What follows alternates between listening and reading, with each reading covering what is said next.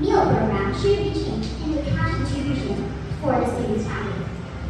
We, the government team, absolutely agree to this notion that free nutrition meal program should be changed into cash distribution for the student's family. We are going to deliver the argument from the perspective of social and health. As the first speaker is going to deliver the argument from the social side, Alfina, as the second speaker, we're going to deliver the argument from the perspective of health, and finally, Angela, as the third speaker, is going to review and strengthen all of our team's skills. Let's be happy. Not every student, not everyone in the school likes the kind of meal that the government gives them. Okay, ladies and gentlemen, before I start, let me introduce my team first. So we are from the government side, from Manawan, Darussalam, Ciamis. Let me introduce my name first. My name is Muhammad as the Prime Minister, and secondly, there's Regency as the Deputy, and last but not least, there's Derina as the Whip. And our motion today is, the earlier students come to school, the better benefits we will get. So, first, I will explain that our West Java governor, Dedi Mulyadi, was planned a regulation about students learning for coming earlier than before to start the school. As we know, for today, we'll still start the school at 7 a.m. right? And then Dedi Mulyadi wants us to start school earlier, maybe at 6 a.m. or 6:30, to build a disciplined character of student and a stronger character by itself. And I had some argument about this, that if we start the school earlier, we will improve our quality of the life. How could it be? Because the earlier we start, so the earlier we'll finish, and then we will have more time to do more things academically after school. Maybe for SNK, for a pre-work school, they can do more practice, such as automotive or maybe experiment and any other. And for us, we can do more extracurricular and then research and development, also upgrading our soft skills. Like maybe if you are a designer and if you are an artist, you can do more. Yes, please. Okay, so I would like to introduce your argument. Before that, you say that maybe it means that you don't take your arguments, and then it totally means that you are agreeing our team because you say maybe. Which one? Before that, you say the automotive one and the extracurricular one. Oh, yeah. Did it say? I want your opinion. Because you clearly said it's your opinion. There is no data in your argument, so how will you know that your argument is right and strong? Thank you. Okay, what I mean maybe here is not about lack of credibility, but it's about, I say maybe because there is many kind of schools that have several and different activities after school. Because not every school has an automotive research and development, and then something like pharmacy. No thanks. And so that's it. So many schools have different kind of activities after school. Maybe SMK, SMA, MAN has different activities. Question, please. No, thanks. Let me continue my argument. So, and after school, we can do more relationship. We can build more bonding with our family because we have more time after that. And then after school, we can do more activities, and not only the physical activities, but only learning more. No, thanks. And then something like that. And more.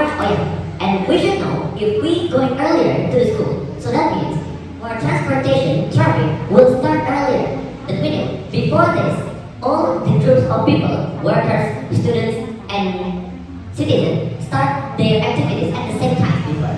So it makes a traffic jam. But if we start for the student coming earlier, so that means we can shifting the time of the traffic jam earlier. So when I would like to improve my argument into strong argument. According to Journal of Adolescent Health 2014, reported that early start times led to increased BME, aka unhealthy eating and less physical activity. For an example, I need to take a bus and I'm not even take a breakfast. If you are saying, but you can bring the lunchbox to school now, I cannot because first of all, my bed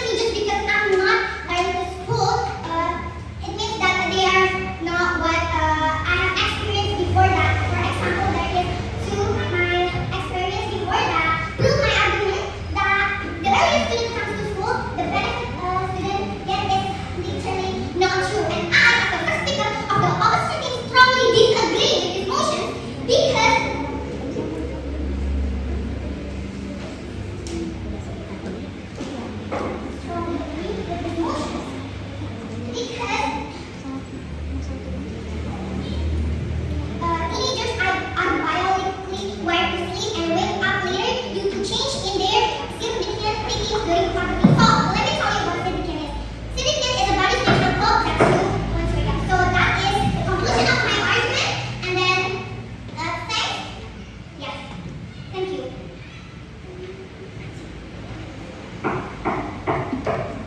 Sex Ecology in 2015 concluded that a student with poor sleep routines due to early school start experience higher level of academic burnout and which directly reduce the motivation of learning and enthusiasm. According to Stanford University's Challenge Success Project, high performing students who experience prolonged exhaustion.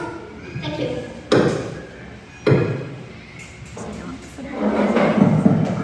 Thank you. This welcome. Respected teachers and my fellow audience, my name is Yolanda Fabiani from SMA Economics. On this occasion, I would like to let you know my point of view on today's motions. This house believes that tax amnesty should be continued. As the first speaker of the government, before I deliver my argument, I would like to tell you what is all about tax amnesty. So, basically, tax amnesty is a second change that government gives to us for the citizens who did not pay their taxes for about like 3 till 5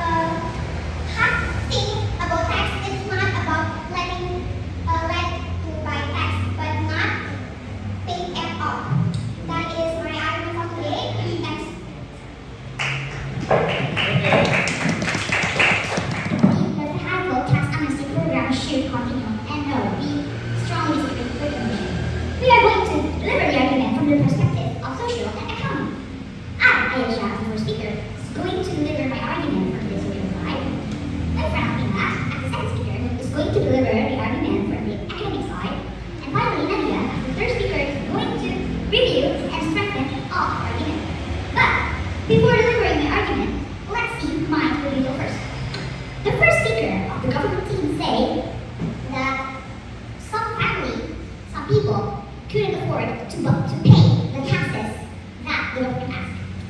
And if they didn't pay on time, they will have a penalty.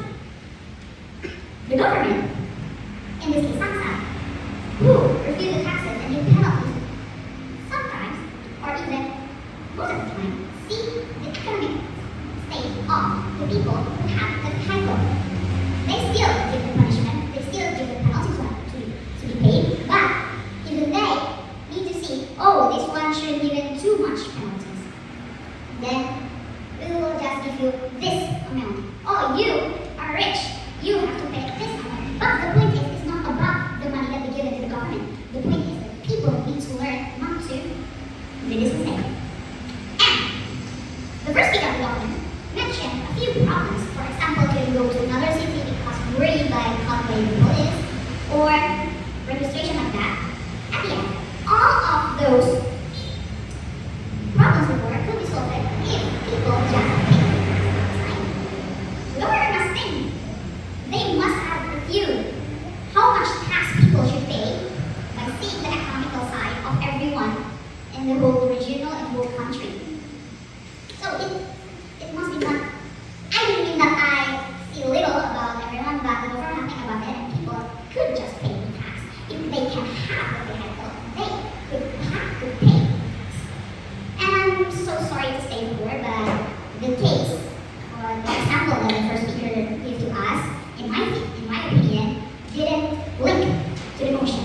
Because if someone loses their vehicle, even if they didn't pay the tax, and say they go to the police, oh, I lose my motorcycle, can you please find it? Yeah. The police go, oh no, you didn't pay the tax, you can't lose your search it, because even if you pay the tax, the police couldn't just track it suddenly. Oh, here it is. No. So I'm sorry, but in our opinion, that special example honestly of unfairness. In fact, it increases the taxpayer significantly after the implementation of the program. So, which proving that this program works really well. Okay, so now I will move on to my speech. This policy, which grants temporarily relief for unpaid vehicle taxes and penalty, is not about letting rule breakers off the hook. It's about giving second chances to struggling citizens and rebuilding economy flow in Indonesia. In Indonesia, millions of vehicle owners have been unable to pay taxes due to financial hardship.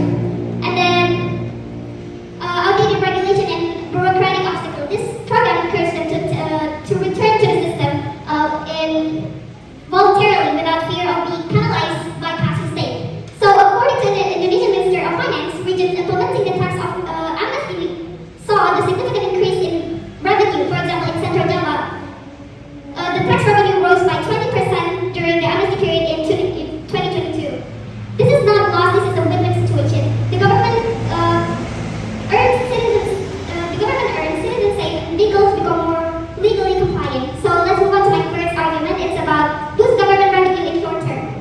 Okay, so many vehicles owners delay paying taxes to penalties or fines. Amnesty programs remove the barriers and encouraging mass compliance and rapidly increasing the regional revenue. In Java, Indonesia, in the 2022 vehicle tax amnesty resulted over 1.3 trillion collected during amnesty period, significantly jumped from the previous year.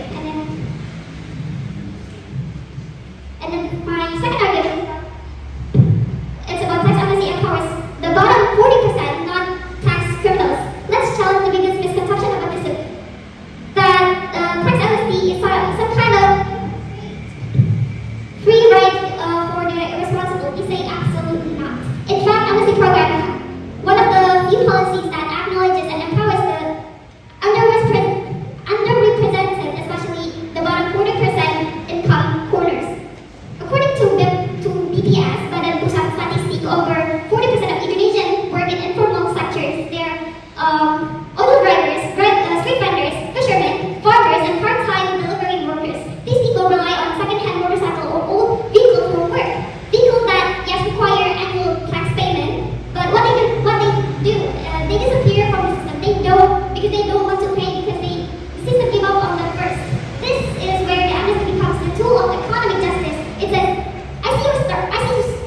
we will not punish poverty. We will give you the way back.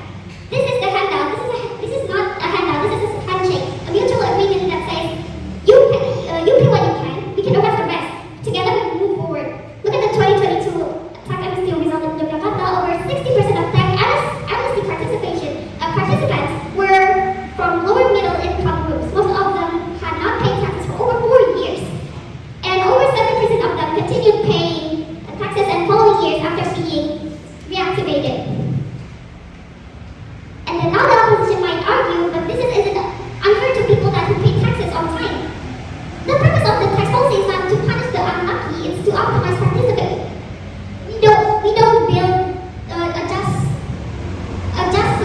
society by making people suffer equally. We build by bringing many people as possible into the fold, especially for those at the margins.